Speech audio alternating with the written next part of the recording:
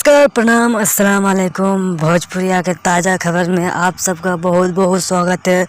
और हमारे एक रिक्वेस्ट है आप सब से कि हमारे चैनल को ज़्यादा से ज़्यादा आप सब सपोर्ट करें और हमारे वीडियो में शुरू से लेकर एंड तक बने रहें और हमारे चैनल को दिल से सब्सक्राइब कर लें, क्योंकि भोजपुरी के हर रिलेटेड खबर सबसे पहले हमारे चैनल में आता है।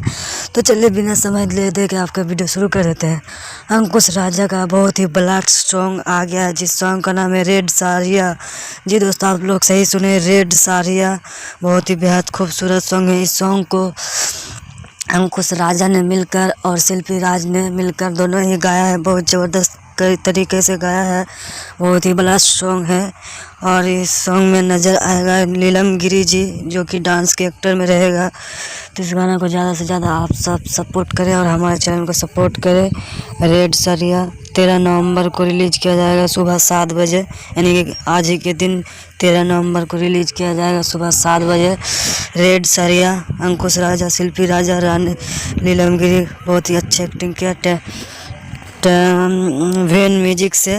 तो ज़रूर से ज़रूर चेकआउट करें। धन्यवाद, थैंक यू।